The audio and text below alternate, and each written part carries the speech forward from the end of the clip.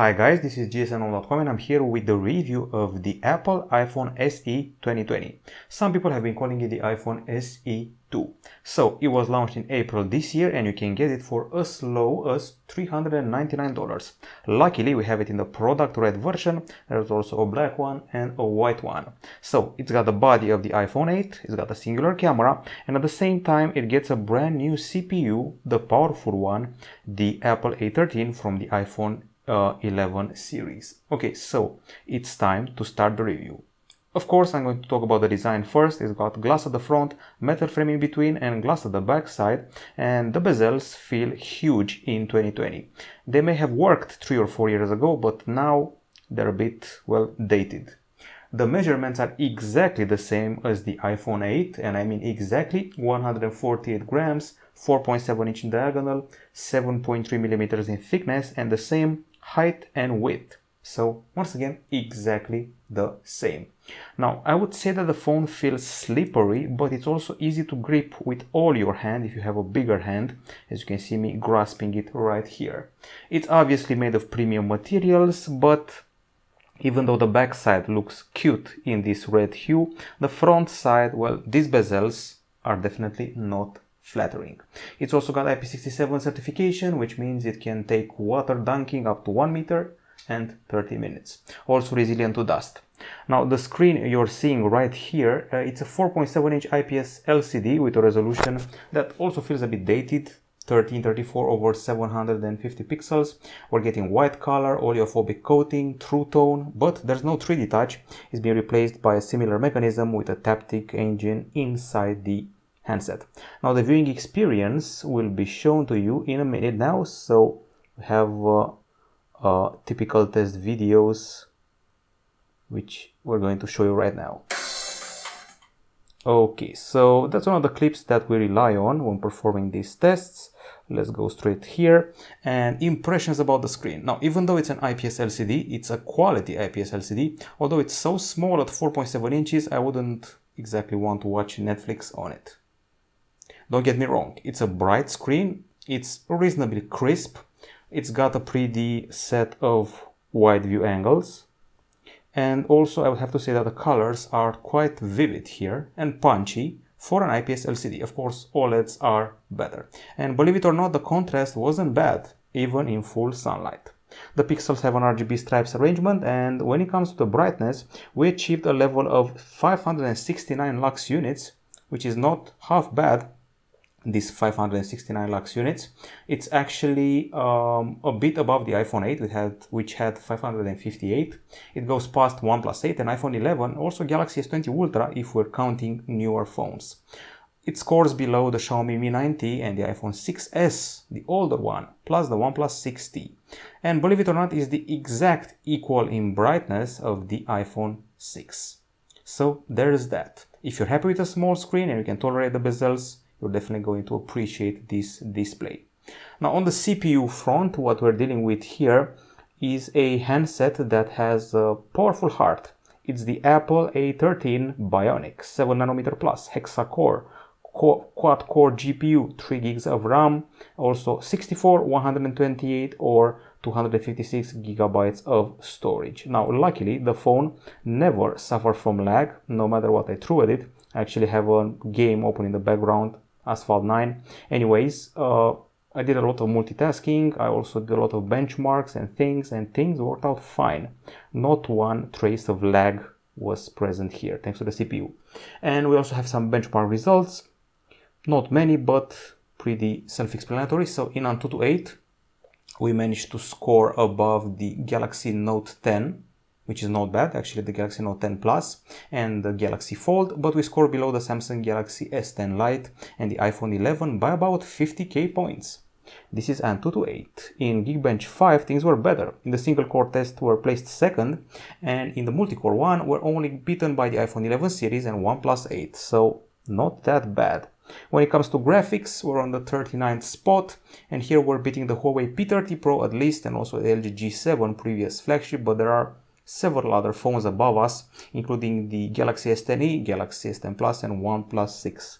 So in the end, it feels like a pretty future-proof phone, not only judging by the benchmarks, but also by the CPU and the fact that Apple will probably offer let's say 5 iOS updates for this phone.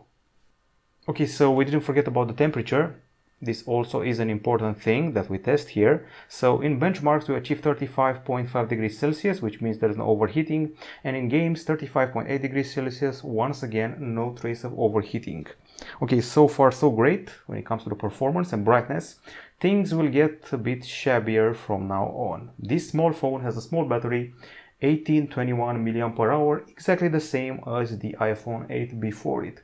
It should charge at 18 watts, but only has a modest charger in the box, something like 5 watts. Okay, also it has wireless charging, so at least there's that. Now when it comes to video playback, we got you covered. We did a test and things are very underwhelming. A mere 7 hours and 5 minutes. It's on the 278th spot from all the phones we've tested. It's bad. It beats Razer Phone 2, Nokia 6.2, Huawei P20 Lite, but not more than that. It's actually below the iPhone 8 by 3 hours and also below the iPhone 7 Plus, LG Q7 and many other phones. Suffice to say, it's not satisfying. Now, when it comes to continuous usage, we don't have PC mark on this phone, but we got our actual usage and screen times. So basically, if you start off the morning at 8 a.m. or 9 a.m., by about 5 p.m. or 6 p.m., the battery should be close to drained. You're going to have to charge it. When it comes to charging, things are pretty grim. It's 2 hours and 28 minutes. That's how much it takes with the charger in the box. Now the good news is that I used my own iPhone 11 Pro charger and it brought the phone to 50% in about 25 to 30 minutes. So there's that, but not everybody has that. In the end, the battery feels underwhelming and it's probably the worst thing about this phone, aside from the big bezels. When it comes to acoustics, there's a set of stereo speakers, so we got one at the bottom and we got one at the top, and we don't have an audio jack, a trend that started with the iPhone 7 and continued till today. Okay, so I'm going to go ahead and listen to some free copyright-free music. Okay, let's see, I actually found a pretty nice tune before. Okay, of course we got the ads, it's free, everything that's free comes with some ads.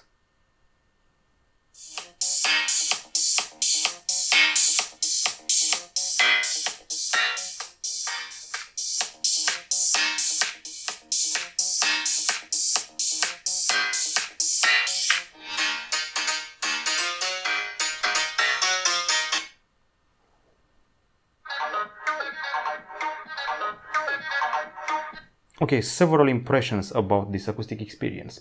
The volume is quite loud, the stereo felt real, the body doesn't vibrate as much as I expected on paper. Even the bass was fine, the highs were nice, actually a pretty satisfying experience, acoustics wise. Now, the earpods bundled here are pretty straightforward, I've seen them before on multiple iPhones, nothing to write home about. We also have tests here for the power of the volume, and at the bottom we have 85.8 decibels, at the top we have 82.4 decibels with a typical acoustic test sample. Now with these values here, we're above the iPhone 11 Pro Max, if you can believe it, and also above the Galaxy A80. Below the iPhone 8 and iPhone 7, which still to this day remain beasts when it comes to the volume. An impressive performance in the gaming. We achieved 100.6 decibels when gaming, which is fine. If you go into the 100 decibel club, you're in, it's a high value. Okay, so it's camera time. Nothing fancy, a singular camera here with an LED flash. It's a 12 megapixel shooter, f1.8 aperture, optical image stabilization, quad LED flash, 4K 60 frames per second video capture, stereo sound recording, and for the selfies, got here the typical 7 megapixel camera. Portrait is done using software and only software, and that's about it. We also have slow-mo, time-lapse, and smart HDR. Now, it should take me a while to find all the proper samples that I took with this phone. I will try not to complicate things too much. Okay. So first things first, we took quite a bunch of photos and videos with this device. We also took moving photos and multiple selfies. Some things that I noticed here are the fact that the colors are pretty well preserved. Lately I've been running into Samsung phones which tend to deform colors to amplify them. This one keeps them pretty realistic and pretty legit, and also the details are decent for a 12 megapixel shooter. And close-ups are much better than the Galaxy S20 Ultra and the Huawei P40 Pro. You can go really close, but maybe not as close as I would have liked. Okay, several more flower shots, and the selfies are actually fine. You can tell the difference between a selfie taken in the shade and one taken in the sun, where the skin shines in a different manner. You can see here the skin glistening under the sun, and those before were taken in the shade, so sun, shade, sun, shade. And of course, you can apply multiple bokeh effects. Now I'm going to skip straight to the other part of the gallery. It's a two-tiered approach, and here we go. A bunch of close-ups of flowers with pretty impressive details and colors, good clarity all around, and if I were to compare this only with single cameras from big flagships, it would easily compare. Okay, so several more selfies of myself this time. I'm pretty happy with the results, the clarity, the details, the texture of the skin, of the hair, and much more. I played with the bokeh and found the cutout of the subject from the background to be pretty precise. Here we have the other effects, the studio ones, the light ones, so far so good. Several more colorful subjects here. Once again, don't expect a huge amount of detail from a 12 megapixel camera, but expect some of the best calibrated colors around. A couple of years ago, Apple and Samsung used to deliver the craziest colors. It's no longer the case. Okay, the zoom is not that good. This is a cat under a car, and I kept zooming in, and the zoom is underwhelming. Also, we don't have a telephoto camera or ultra wide, so there's that. I actually tried to use the back camera to take a portrait bokeh shot of an object. Didn't come out fine, so it wanted a person, so I delivered a person. And of course, bokeh shots with the main camera are much better than those with the front camera. The cut seems perfect this time. I felt that some of the front camera bokehs tended to cut a part of my head. A small part, but anyways. Okay, so here I tried a very close-up, as I like to call it. I noticed these fruits and went really close, but had some trouble with the focusing, so I felt the need to zoom. As you can see, this one is a bit blurry, so zoom solves your lack of macro. Of course, the flower close-ups are fantastic, so there's that. In the end, I'll maintain my opinion. If you compare this to any main camera of a flagship from this year, you should be reasonably impressed with the result. Okay, so there's that, and now let's go to other things, like for example the low light capture, which is actually not half bad. Some of the photos may feature light sources which feel a bit amplified, but in general I was happy with the color calibration, the level of detail was decent, and the quantity of light captured by the phone. Actually, to be honest, the quantity of light captured here surpassed my expectations.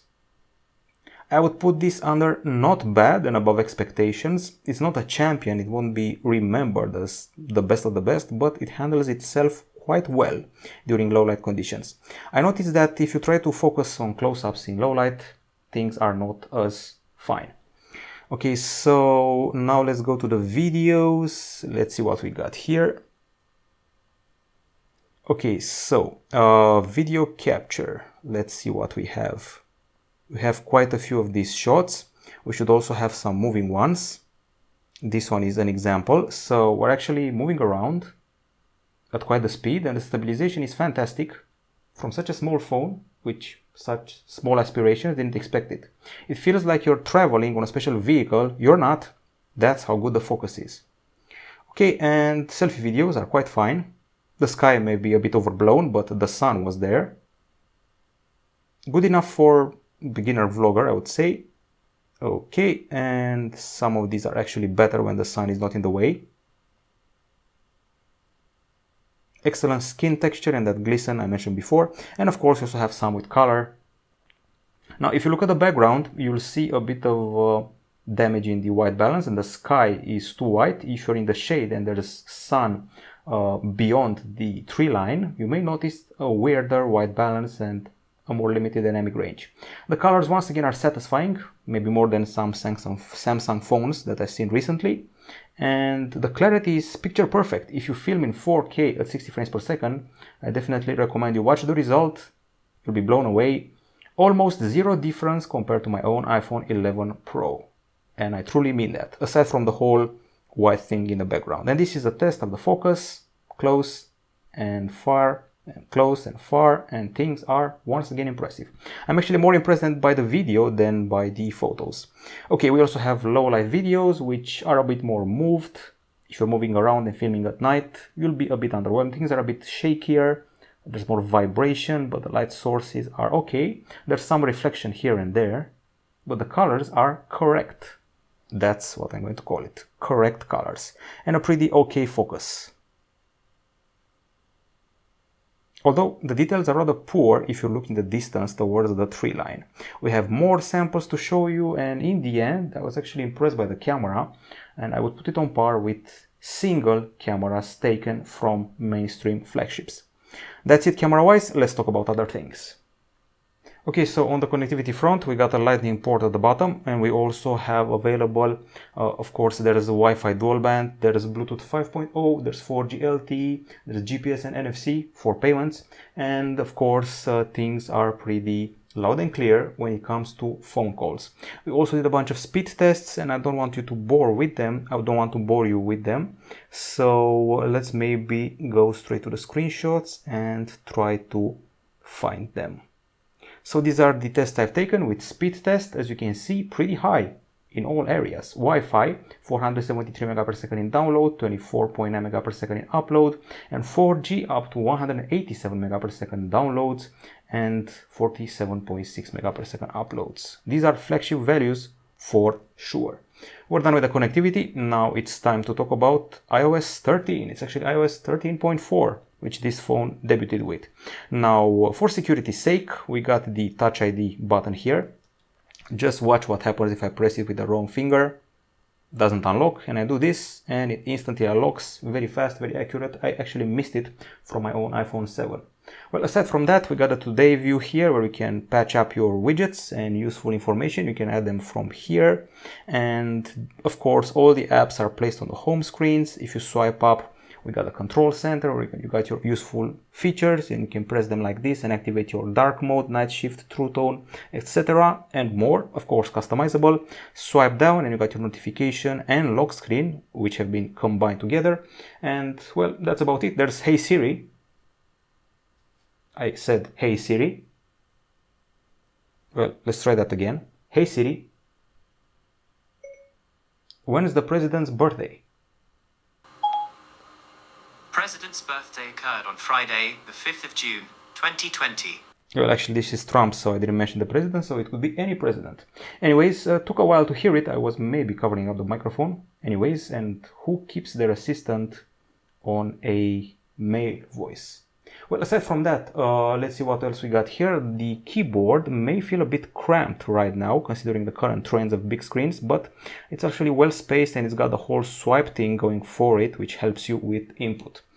Okay, so I think we're done with that. The multitasking happens like this.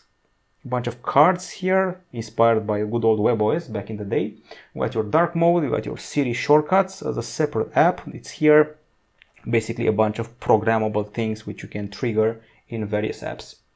Okay, and Siri is also available, of course, and you got your photos, which are now organized by year, by month, and by days, and of course all photos and a lot more options and effects. And I'm going to end this all by playing some Asphalt 9. I will not show you the pre-installed apps, they're pretty straightforward.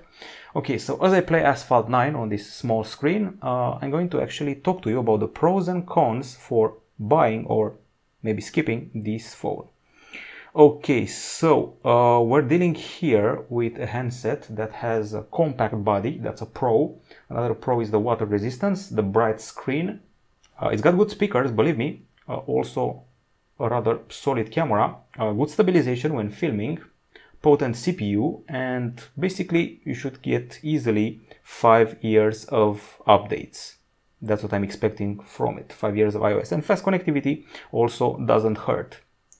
Okay, and aside from that aspect, let's see what else we got. So those are the pros. On the cons side, it has huge bezels, as you can see for yourself. I would also say that the battery is poor. Definitely it was underwhelming compared to my expectations. Long charging, it's lacking a zoom camera, it's lacking an ultra wide camera, and it feels a bit slippery at first if you don't have that big of a hand. And also it's only a LCD screen with a small resolution, which for 2020 shouldn't be enough. So that's about it. In the end, people who have had a small phone for a long while and do not want to switch will probably buy this one. Why? Because nobody makes compact phones anymore. Sony Xperia used to have a compact, no longer, and Xiaomi doesn't, Huawei doesn't, Samsung doesn't. So basically, if you want something below 5 inches, this is the phone for you. It's powerful, it's got 5 years of updates coming, but there's a huge weakness, the battery. I feel that the battery is a bit of a problem here, with something like 7 hours of video playback, and starting in the morning and finishing up in the afternoon is not good battery life. If you're willing to drag a power bank with you, this may be the compact phone for you. The display, the speakers and the camera are fine, but once again, the battery is not, and that's a big drawback. For the same amount of cash, you may be able to score a Samsung Galaxy S10 Lite, which has triple the battery and a pretty close potency of the CPU. So this has been it from jasonron.com. Hope you like the review of this small phone and this brand new background. Bye bye.